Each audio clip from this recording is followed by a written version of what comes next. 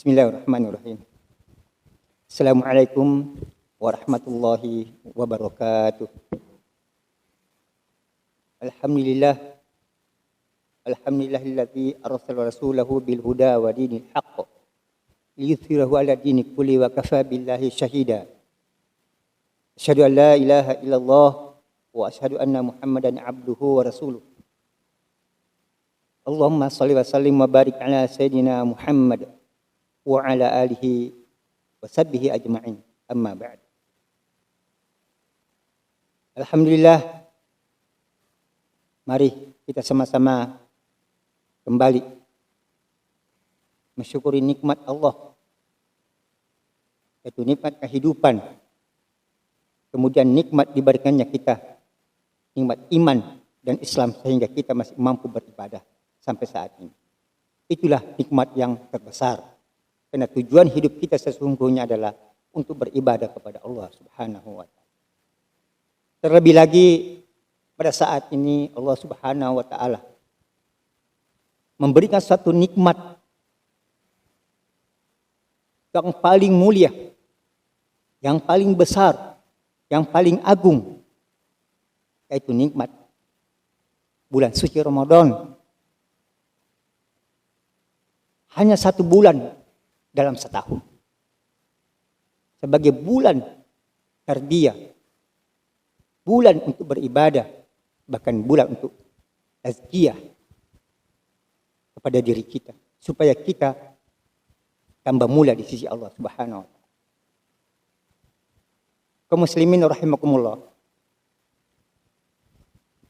Bulan Ramadan kali ini adalah bulan yang sangat istimewa daripada bulan-bulan suci Ramadan tahun-tahun yang lalu, bahkan selama hidup kita. Kenapa? Setelah Allah mengkondisikan bulan suci Ramadan, bulan ibadah, bulan turunkan Al-Quran, kita harus banyak-banyak bertobat, dilipat gandakan pahala. Tapi di sini Allah memberikan sesuatu yang luar biasa. Mungkin orang mengatakan itu adalah musibah adanya COVID-19. Tapi ini bagi orang yang punya mata hati, mungkin berbasyirah, bulan suci Ramadan ini bukan musibah. Kalau kita mau mengambil hikmah di balik musibah ini. Kenapa mengatakan demikian? Kita akan lebih tambah giat belajar Quran. Kita akan tambah giat untuk meningkatkan ibadah-ibadah kita, memperbanyak, baik itu kuantitasnya dan kualitasnya. Karena kita dilarang keluar rumah. Istimewanya di sini. Maka marilah bahwa bulan suci ini belum pernah terjadi mungkin berapa ratus tahun yang lalu. Dan bagi orang-orang yang betul mempunyai basirah, dia akan mengetahui bagaimana musibah ini menjadi berkah dalam kehidupan kita. Kita disuruh banyak tinggal di rumah. Kita disuruh kumpul keluarga. Kapan waktunya kita berkumpul mengajarkan anak-anak kita Quran? Andai kata tidak ada penyakit corona ini, banyak kita keluar. Waktu kita beribadah kurang. Adanya ini bagi orang-orang yang bisa menyikapi dengan positif. Ini luar biasa. Bagi pribadi saya luar biasa. Berkumpul dengan anak-anak. Banyak waktu. Membuat program-program halaqah Quran di rumah. Tidak keluar-keluar. 1 hari. Malam bikin lagi program. Kita saatnya mengajarkan anak-anak kita Quran pada saat itu. Yang selama ini kita sibuk. Banyak keluar rumah, kita disatukan. Kita dilarang keluar. Inilah bersesuaian. Yang kemudian, yang kedua, hikmah di balik musibah ini tidak keluar. Tidak banyak perbuatan sia-sia kita lakukan. Kita berpuasa, menahan lapar dan minum, bisa dimanapun. Tapi menahan mata kita, menahan telinga kita mendengar hal-hal yang tidak baik, yang sia-sia. Mata kita terutama ketika kita berjalan, adanya COVID-19, kita di rumah saja. Belajar di rumah, kerja di rumah. Semuanya di rumah. Sehingga banyak waktu kita di rumah untuk menyusun program ibadah dalam pendidikan anak. Terutama pendidikan dalam Al-Quran.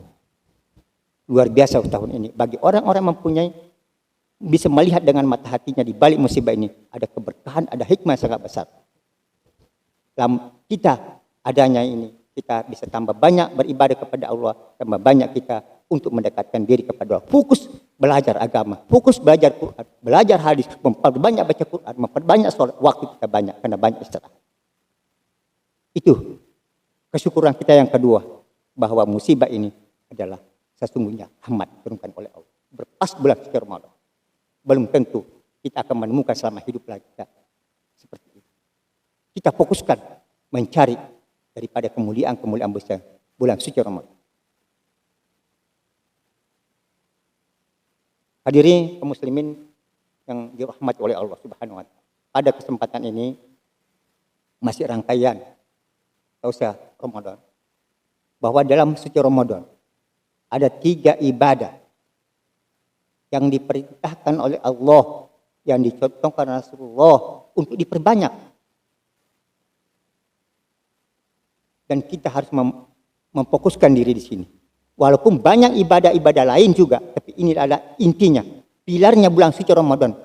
Bahwa ibadah ini harus dilakukan dengan baik dan benar, yang berkualitas, sehingga juga kita berkualitas setelah keluar bulan suci Ramadan. Yang pertama adalah Allah mewajibkan kita puasa. Itu tambahan.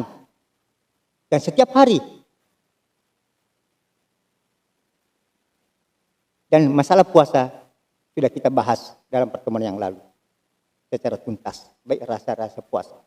Yang kedua, amalan yang diperintahkan oleh Allah bulan suci Ramadan yang tidak boleh dipisahkan dengan bulan suci Ramadan adalah Quran. Kita bisa melihat dalam surah Al-Baqarah. Syahrul Ramadan alladzi unsila fihil Quran. Mengkaitkan antara bulan Ramadan dengan Al-Quran. Bulan yang suci, kitab yang suci. Maka diperintahkan, disunnahkan untuk kita banyak-banyak membaca Al-Quran dalam bulan Ramadan. Yang ketiga, ibadah diperintahkan sebagai tambahan adalah qiyamul lail. Baik itu salat tarawih ataupun tahajud. Nah, inilah 3 ibadah pilar rahasianya bulan suci Ramadan yang kita akan membahas. Bagaimana ketiga puasa ini dilakukan dengan baik, kita akan memerangi nafsu kita. Mudah-mudahan dengan kita yang baik ini menjadi pemenang-pemenang di akhir bulan suci Ramadan. Sehingga kita mendapatkan teriak. Baik, kita akan membahas dalam masalah Al-Quran. Yaitu ibadah yang kedua yang paling utama di antara ibadah lain. Yaitu Quran. Kenapa harus Al-Quran? Karena zikir, ilmu yang pertama kali disyariatkan oleh Allah adalah tilawah Quran. Yatlu alaihim ayatihi. Di situ disebutkan dalam misinya Nabi. Yatlu alaihim ayatihi, membaca Al-Quran, tilawah. Maka itulah juga kenapa surah Al-Alaq 1-5 disuruh membaca, disuruh berilmu. Dan ilmu yang pertama disebutkan dalam ayat ini setelah wa yu'allimul kitaba wal hikmah. Al-Quran dulu, baru hadis, baru yang lain. Maka kita, itulah sebabnya kenapa ilmu yang paling pokok usulnya ilmu adalah Quran. Karena juga Quran itu merupakan zikir juga yang paling utama adalah membaca Quran. Disebutkan dalam hadis bahwa zikir yang paling utama juga Al-Quran. Ilmu yang pertama juga Al-Quran. Hal itu disebabkan karena Al-Quran adalah mengandung namanya bukan sekedar ilmu. Obat hati, asyifa. Jadi Al-Quran diturunkan itu ada 2 hal. Bukan hanya sekedar pengetahuan, pemahaman, pengamalan, tapi satu hal bersifat batin adalah Al-Quran asyifa. Sebagaimana di dalam surah Al-Isra dikatakan dalam ayat yang ke-82 Allah berfirman yang artinya, dan kami turunkan dari Al-Quran sesuatu menjadi penawar dan rahmat bagi orang-orang beriman. Jadi Al-Quran penawar, asyifa. Kemudian di surah Yunus dikatakan di situ di ayat yang ke-57, hai manusia, Sesungguhnya telah datang kepadamu pelajaran dari Tuhanmu dan penyembuh bagi penyakit-penyakit yang ada di dalam dadamu. Ada dua hal. Jadi Al-Quran bukan cuma hidayah sebagai untuk pembelajaran, mengetahui hukum-hukum fikihnya, mengetahui tauhidnya, akidahnya. Tidak. Bukan sekedar itu. Di sini dikatakan sebagai pembelajaran juga penyembuh penyakit-penyakit yang ada dalam dadamu. Nah, ini yang kita pembahasan di sini. Masalah pembelajaran di sekolah, di mana, di pesantren sudah ada. Tapi menjadikan Al-Quran sebagai penyembuh asyifah, maka ini jarang kita temui. Bagaimana kemudian Al-Quran menjadi asyifah, menyembuhkan penyakit-penyakit hati kita. Dan juga hadis Rasulullah berasal dari Utsman bin Affan mengatakan, yang kita sudah maklumi semua, beliau mengatakan, sebaik-baik kamu ialah orang yang mempelajari Al-Quran dan mengajarkannya. Nah, inilah fadilah, tujuan. Kalau fadilah-fadilah Quran itu bukan puluhan, ratusan. Ya, kita hanya mengambil sedikit di sini sebagai motivasi. Kenapa harus belajar Al-Quran? Ya, dari sudut mananya Al-Quran dipelajari. Kita banyak belajar Al-Quran dari sudut lahiriannya saja. Ternyata bahwa Al-Quran asyifah. Kita bagaimana resepnya Al-Quran ini, racikannya ini, kalau itu obat menjadi penyembuh penyakit-penyakit hati kita, sehingga menjadi penerang di hati kita, menjadi hidayah, menjadi rahmat dan sebagainya. Dan juga dari Aisyah radhiyallahu anhu mengatakan Rasulullah sallallahu alaihi wasallam bersabda, yang artinya orang yang mahir membaca Al-Quran, orang yang ahli Al-Quran, yang mahir membaca Al-Quran, yaitu bersama para malaikat pencatat yang mulia lagi berbakti. Sedang orang yang terbata-bata membaca Al-Quran, membacanya, berat dalam membacanya, ia mendapatkan 2 pahala. Jadi orang yang mahir beda dengan orang yang tidak mahir. Kedudukannya bisa disamakan dengan malaikat. Jadi orang yang ahli Quran itu beda dengan orang. Tapi orang yang terbata-bata dengan mempelajarinya juga mendapatkan pahala. Maka inilah akan kita lanjutkan. Begitu juga Umar bin Khattab mengatakan dari Nabi Shallallahu Alaihi Wasallam, sesungguhnya dengan kitab yaitu Al-Quran ini Allah mengangkat derajat satu kaum dan merendahkan satu kaum yang lain. Kemudian sabda Rasulullah juga, bacalah Al-Quran karena ia akan datang pada hari kiamat sebagai pemberi syafaat. Jadi ini fadilah-fadilah Quran ya.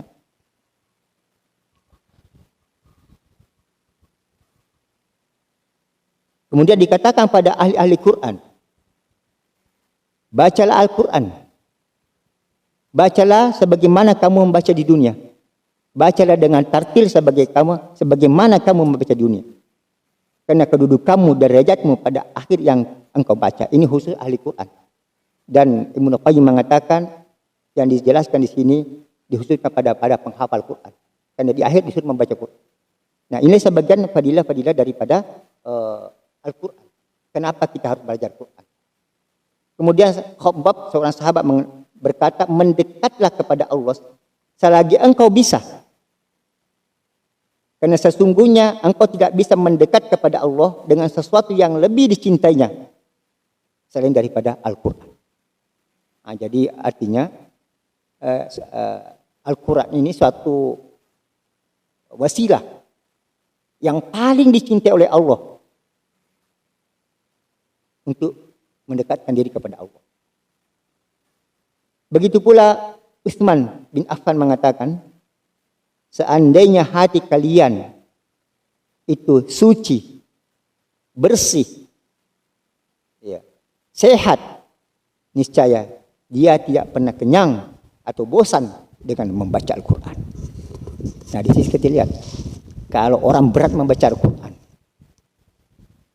hatinya berpenyakit, banyak dosanya. Karena Al-Quran adalah makanan hati yang paling lezat, gisinya hati. Tidak ada makanan lagi yang paling lezat daripada ilmu Al-Quran pada hati.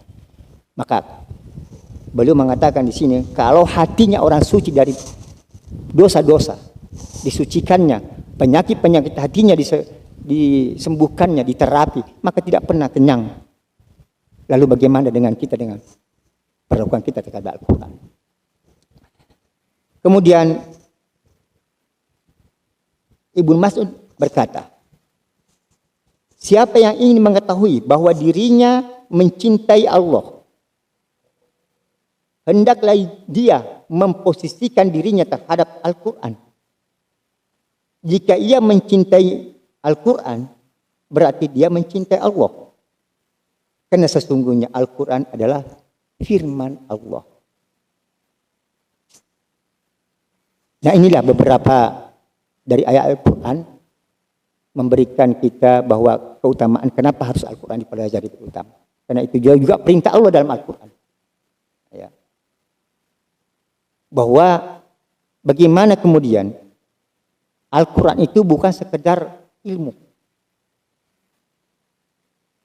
Bukan sekedar pemahaman.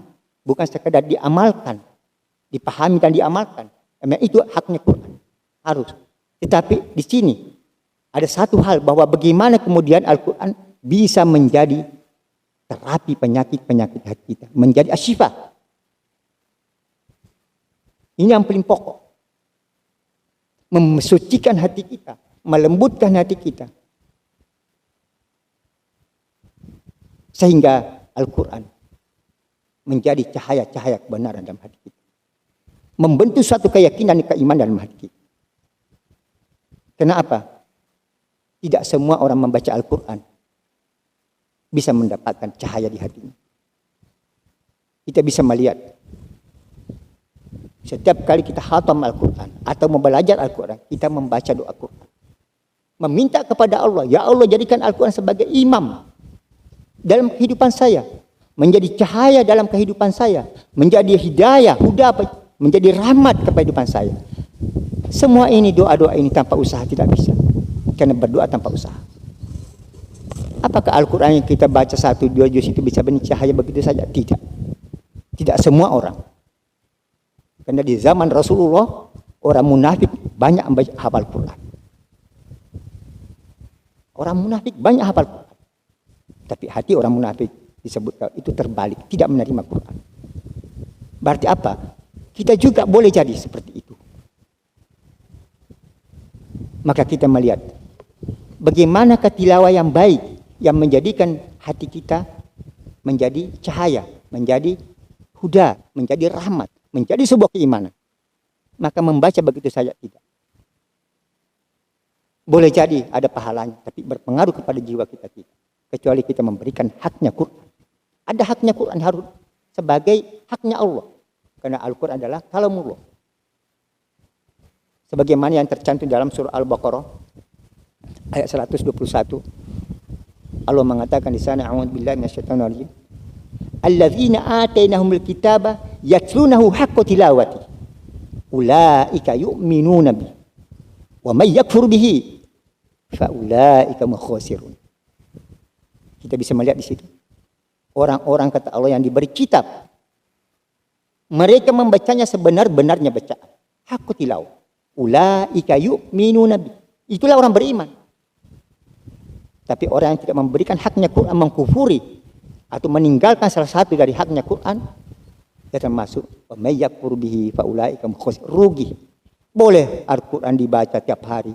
Boleh Al-Quran dihafalkan, dikaji.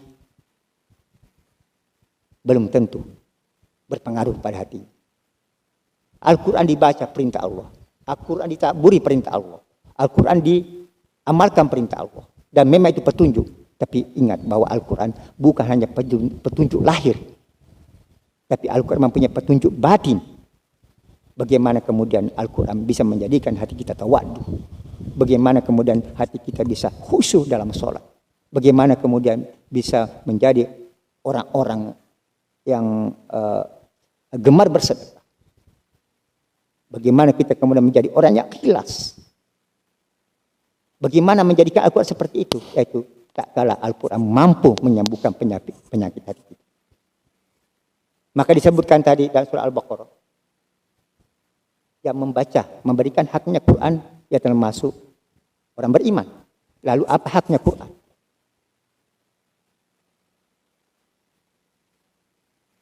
Haknya Quran. Satu riwayat diriwayatkan oleh Ibnu Mas'ud bahwa seorang muslim yang pertama harus dipelajari adalah membaca Al-Quran. Lalu mengatakan, bacalah Al-Quran sebagaimana Al-Quran diturunkan. Jangan mengubah-ubahnya sehingga berubah maknanya. Nah, ini tugas utama. Dan ini paling pokok. Yang pertama, kata Ibnu Mas'ud, belajar membaca Al-Quran sebagaimana Al-Quran diturunkan. Itu masuk berupa tilawah. Jangan merubah-rubahnya. Huruf-hurufnya jangan dirubah, kata beliau.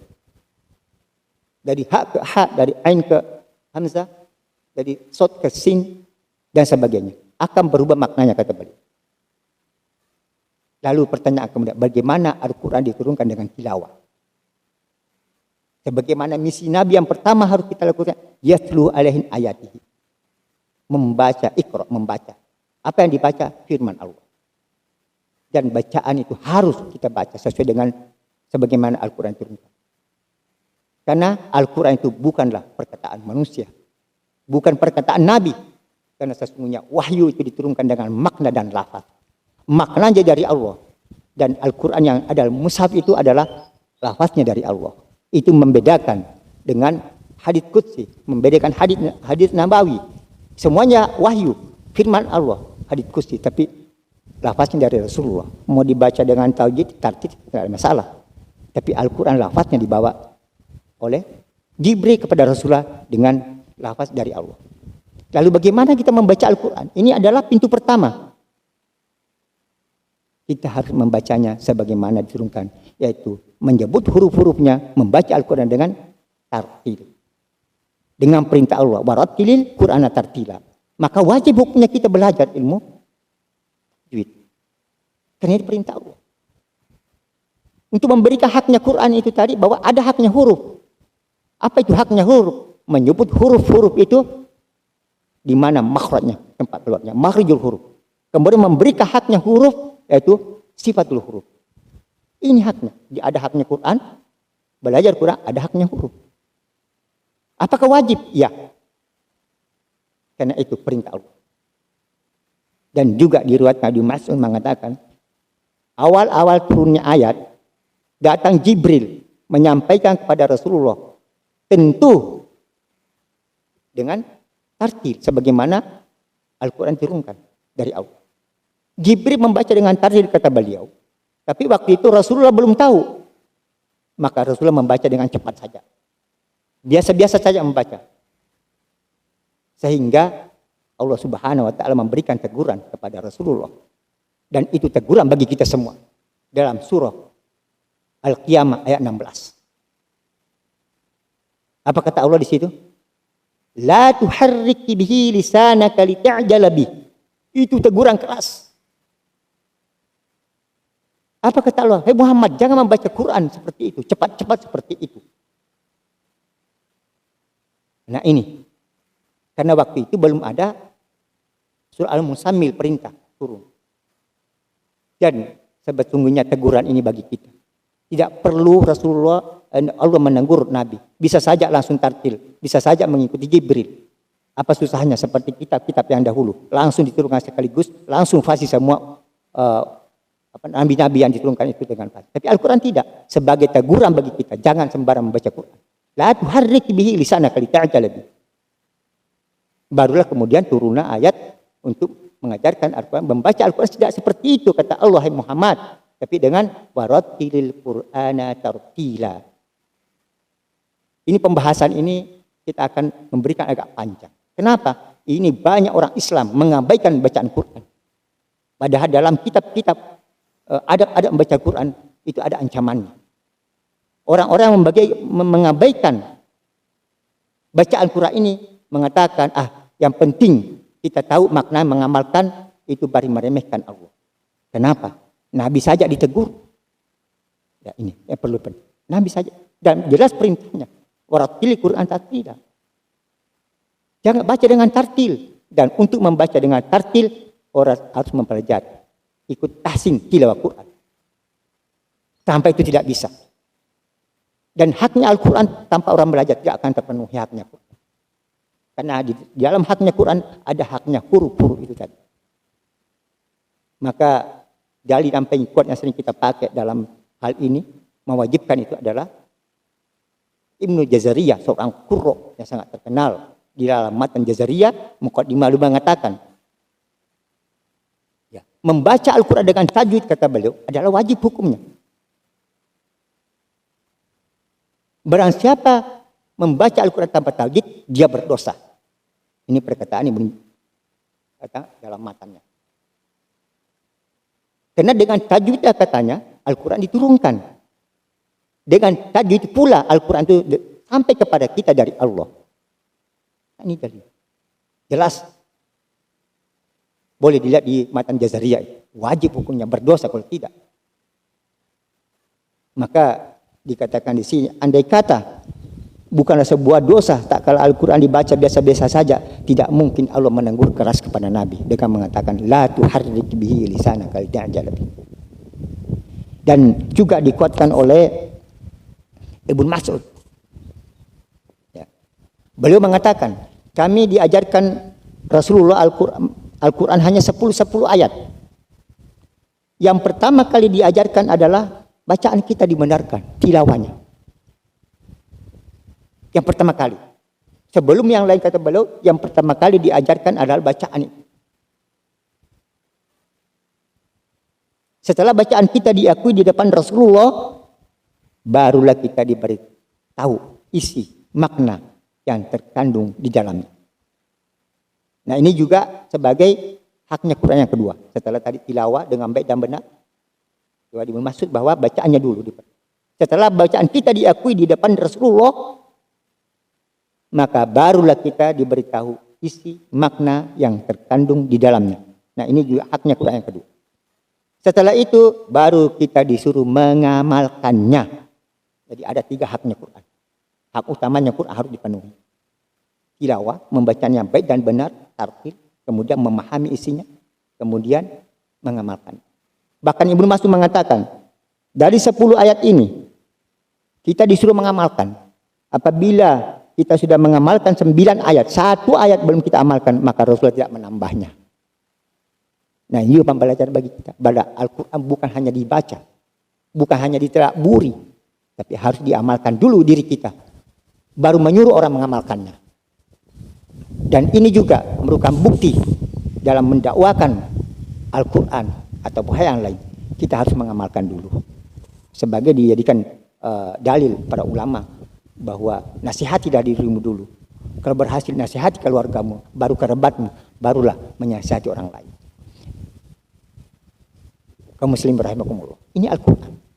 Nah, jadi haknya Quran itu 3 yang bisa dijadikan Al-Quran mencahayai hati kita, menjadi petunjuk, huda, menjadi warahmah, kebaikan. Nah, apabila 3 hal ini, barulah Al-Quran menjadi imam di dalam diri. Karena kita sudah membaca dengan baik, sesuai dengan perintah Allah, kita pun harap mentadabbur.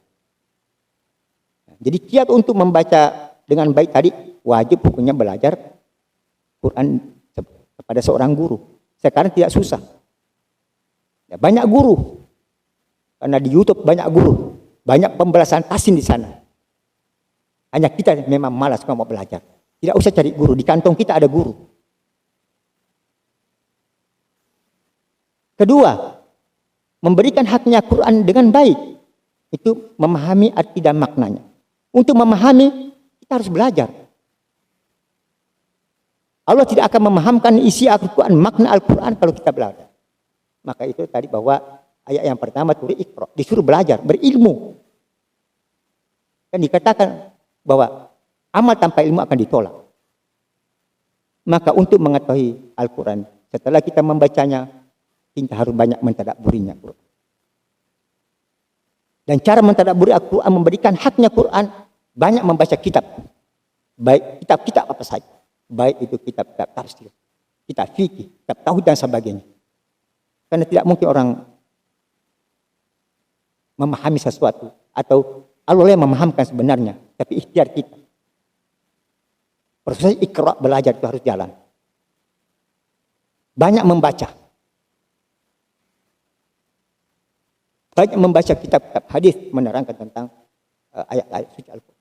Tanpa membaca kita tidak akan memahami sesuatu. Karena itu syarat untuk dipahamkan oleh Allah.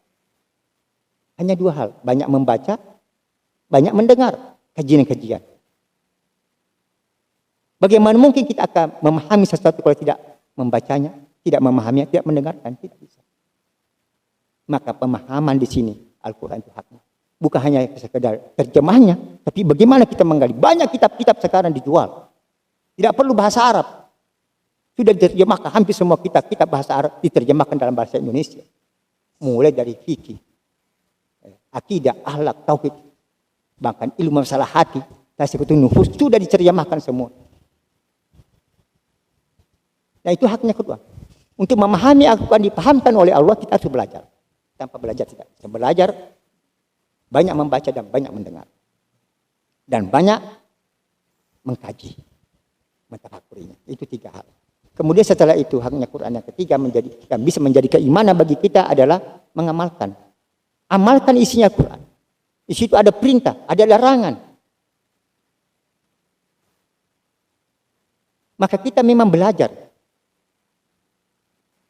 Baik itu masalah ibadah, baik itu masalah muamal dan sebagainya. Itu sudah dijelaskan dalam Al-Quran. Kalau kita tidak belajar, kita tidak paham. Mungkin kita berbuat dosa karena kita nggak paham, kita berdosa. Walaupun bagaimana itu dosa diharamkan dosa. Makanya itulah kenapa juga alasan Allah ayat yang pertama turun bukan ibadah, tapi Iqra. Al-Alaq ayat 1 sampai 5. Intinya ayat itu secara tekstualnya adalah disuruh belajar supaya Allah memahamkan ilmu. Dan ilmu yang pertama Quran, baru hadis, baru yang lain. Kemudian kita mengamal. Kaum muslim rahimakumullah. Di tengah-tengah ini, sebagaimana tadi di awal saya mengatakan, orang yang cerdas sekarang menyikapi situasi ini luar biasa. Dia banyak waktu untuk mempelajari Quran di rumah. Kenapa? Kita tidak keluar rumah, dilarang keluar rumah. Mari pergunakan situasi ini bulan Ramadan yang paling istimewa ini, adanya COVID-19. Kita belajar di rumah. Kita sebagai kepala rumah tangga ada tanggung jawab yang besar. Mengajarkan kepada anak-anak kita, istri kita, mengajarkan Al-Quran. Bukan hanya sekadar membacanya. Ada beberapa hal yang harus kita lakukan di rumah saat ini. Bukan hanya tadarus. Tadarus jalan, boleh. Di pagi hari kita bikin tadarus 1 atau 2 juz sekali duduk. Tapi setelah itu kita biar program lagi halaqah Quran di rumah kita. Di salah satu sudut-sudut rumah kita. Sebagaimana orang salafus salaf. Setiap rumah itu ada namanya halaqah Quran. Di sudut-sudut rumahnya. Dia berkumpul sama keluarganya. Anak istrinya. Mengajarkan mereka Al-Quran. Bukan hanya membaca. Tapi program selanjutnya bagaimana kita memperbaiki bacaan di rumah. Kalau tidak ada guru, buka YouTube. Belajar bersama anak istri kita Al-Quran. Memperbaiki bacaan Al-Quran. Karena itu adalah haknya. Setelah itu bisa kita membuat program. Setelah membacanya, kita membaca kitab. Kitab tafsir. Dan kitab-kitab yang lain untuk menerjemahkan bahasa Al-Quran. Makna, mencari makna. Banyak sekali waktu kita. Maka sebagaimana saya katakan tadi, luar biasa tahun ini. Waktu kita banyak. Kalau kemudian kita menyikapi Ramadan ini dengan mata hati kita. Bahwa ini bukan bencana. Kelihatannya bencana. Tapi saya punya ini berkah. Keistimewaan diberikan oleh Allah bulan suci Ramadan ini. Karena kita basuh. Maka di rumah itu jangan sampai. Kita banyak tidur. Banyak kita main-main. Banyak kita membaca berita-berita dari manusia. Di televisi, di HP, banyak silakan halal. Tapi jangan sampai tidak banyak membaca berita-berita dari langit. Berita-berita dari Al-Quran. Berita-berita dari hadis. Itu harus diperbanyak. Sia-sia kita tidur. Toh sia-sia juga kita di rumah. Kalau hanya sibuk dengan itu semua. Oleh karena itu. Maka di ujung ayat tadi. Ayat 121 mengatakan. Wa may yakfur bihi fa ulaika humul khasirun. Orang yang baca Al-Quran tidak memberikan 3 haknya Quran tadi, sia-sia. tidak akan berpengaruh, tidak ada hidayah, tidak ada cahaya, tidak ada rahmat diberikan oleh Allah. Karena dia melafazkan. Apalagi kalau membacanya sekedar melafazkan hurufnya saja. Banyak salah lagi. Jarang membaca Al-Quran, begitu membaca Al-Quran banyak salah lagi. Karena tidak pernah belajar tajwid. Padahal perintah Allah. Dan kemudian di sini dikatakan di dalam kitab-kitab adab-adab membaca Al-Quran bahwa berdasarkan siapa yang mengabaikan. Kenapa saya mengatakan demikian? Karena kebanyakan orang Muslim membaca Al-Quran apa adanya. Bahkan tingkat dai ustadz banyak membaca saya mengatakan dulu. Kenapa? Dia mengabaikan itu. Katanya yang penting kita paham, yang kemudian diamalkan, didakwakan. Itu pendapat yang sangat bertentangan dengan Al-Quran. Bertentangan dengan hadis dicontohkan Rasul. Bertentangan sekali. Pemahaman itu keliru. Karena Nabi sendiri ditegur. Dan pemahamannya perlu diluruskan. Yang mengatakan membaca Al-Quran itu dengan tajwid tidak perlu. Yang penting tahu isinya, mengamalkannya. Bertentangan dengan Al-Quran, bertentangan hadis, bertentangan dengan riwayat-riwayat pada sahabat-sahabat. Karena Ibnu Mas'ud mengatakan yang pertama diajarkan memperbaiki bacaan. Diakui baru ditadaburi, baru diamal. Maka bagaimana Al-Quran bisa masuk ke hati kita kalau kita mengabaikan itu. Dan para ulama qurra mengatakan, barang siapa mengabaikan baca Al-Quran, mengatakan tidak perlu itu belajar tajwid, maka dia sungguh sudah merendahkan Allah. Karena Al-Quran bukanlah perkataan makhluk. Al-Quran adalah perkataan kalamullah. Dan Jibril membawa dengan tartib sampai kepada. Kenapa saya stressing ini? Banyak sekali orang mengabaikan tidak mau belajar tajwid. Dengan suatu dalil yang dipakai salah paham pula. Bahwa orang yang terbata-bata membaca Al-Quran mendapat 2 pahala. Masya Allah. Ini banyak celah artikan. Yang mendapatkan 2 pahala ini belajar Al-Quran. Bersemangat tinggi, belajar membacanya, hurufnya, belajar tajwidnya, tapi susah. Itu mendapat 2 pahala. Tapi orang yang membaca Al-Quran terbata-bata tidak belajar tajwid, tidak. Pahala pun tidak akan dapatkan. Karena hadis ini salah dipahami. Perlu saya luruskan. Boleh melihat hadis ini dengan syarah-syarahnya. Semua diadab membaca Quran pasti.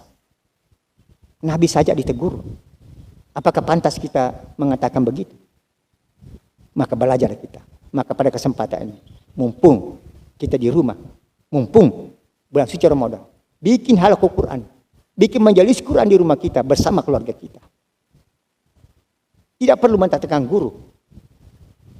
Kita wajib sebagai orang tua kalau kita mempunyai kemampuan sih. Bukan cuma tadarus tadi, bukan cuma kita bisa menghafalkan Quran. Mungkin 1-2 ayat per hari. Murojaah hafalan kita banyak sekali program Al-Quran itu. Dan dikatakan di sini bahwa kalau mau melihat posisimu di sisi Allah, derajatmu di sisi Allah, maka lihatlah bagaimana kamu memposisikan Al-Quran dalam dirimu. Jika kamu mencintai Allah, maka sesungguhnya kamu harus lebih dulu mencintai Al-Quran. Jadi posisi kita, derajat kita di sisi Allah, sejauh mana kita memposisikan Al-Quran dalam hidup kita. Kalau Al-Quran dijadikan nomor sekian-sekian dari ilmu yang lain, maka begitulah posisi kita di sisi Allah. Kalau kita menomorsatukan Al-Quran, banyak waktu kita untuk Al-Quran, dan berusaha untuk senantiasa membacanya setiap hari, di luar bulan suci Ramadan, maka itu posisi kita di hadapan Allah. Orang yang, bahkan dikatakan, orang yang mengaku mencintai Allah, tapi tidak mencintai Al-Quran, adalah cinta yang palsu. Masya Allah. Jadi orang yang mengaku mencintai Allah, tapi tidak mencintai kalamnya, adalah cinta yang palsu. Maka di sini Ibnu Qayyim Al-Jauziyah mengatakan, bukti kecintaan terhadap sesuatu ada 3. Tanpa itu cinta palsu. Pertama, dia sangat menyenangi sesuatu, menyukai. Kalau itu Al-Quran, dia sangat menyenangi Al-Quran. Kedua, apabila berpisah apa yang dicintainya, dia rindu untuk bertemu. Dan apabila bertemu, dia tidak mau berpisah. Apakah begitu sikap kita kepada Al-Quran? Mengaku mencintainya? Apakah kalau kita tidak membaca Al-Quran ada rindu, dan kalau ketemu dia mau berpisah? Tapi sebaliknya, jarang kita membaca Quran. Sedikit-sedikit yang lain, lebih banyak porsinya yang lain kita baca. Tidak pernah kita rindu membaca Quran, walaupun bulan suci baca Quran, mungkin karena suasana, situasi. Kenapa? Ada dasarnya. Begitu selesai bulan Ramadan, banyak orang tidak baca Quran lagi. Tapi begitu bulan Ramadan datang, itu bukan karena cinta, tapi terbawa suasana saja. Di sekitarnya orang di masjid baca Quran, ikut juga. Bukti mencinta, begitu keluar rumah Ramadan, tetap dia membaca. Kalau cinta, rindu. Dan begitu kata beliau, apabila orang yang dicintainya itu ketemu, tidak mau berpisah, sudahkah begitu sikap kita terhadap Al-Quran? Kalau bertemu tidak berpisah. Tapi pada kenyataannya baru satu lembar, baru dua lembar, baru satu sudah pegal itu pantat. Berarti apa kata beliau? Itu adalah apabila tiga unsur ini tidak ada kita, itu adalah cinta yang palsu. Nah, mudah-mudahan Allah Subhanahu wa taala memberikan, inilah adalah rahasia-rahasia dan kiat-kiat kita menyikapi ini, bagaimana kemudian membangkitkan semangat kita belajar Al-Quran di rumah dengan membuat halqa-halqa Quran. Berbagai macam bentuk, baik itu tilawahnya, memperbaiki bacaan, bautu kita menghafalkan Quran. Insya Allah itulah hakikatnya Quran. Yang bisa bukan sekedar pembelajaran, bukan sekedar diamalkan, tapi bagaimana kemudian menjadi Al-Quran, menjadi asyifah, menjadi penawar, menjadi penyembuh penyakit dalam hati kita, menjadi penyuci daripada dosa-dosa kita. Nah, saya menurut dengan satu hadis Rasulullah mengatakan, sesungguhnya hati manusia itu bisa berkarat sebagaimana air besi kena besi berkarat. Penyucinya adalah membaca Al-Quran bersih kepada Allah Subhanahu wa taala. Semoga Allah Subhanahu wa taala memberikan kita pemahaman terhadap pembahasan kita ini, sehingga betul-betul Al-Quran kita mendapatkan dua manfaat, baik secara lahir dan batin, sehingga kita menjadi orang-orang takwa di dalam suci Ramadan ini. Kalau ada benarnya datang dari Allah Subhanahu wa taala, kalau ada salahnya datang dari saya mohon maaf pada kaum muslimin, dan juga minta ampun kepada Allah Subhanahu wa taala. Assalamualaikum warahmatullahi wabarakatuh.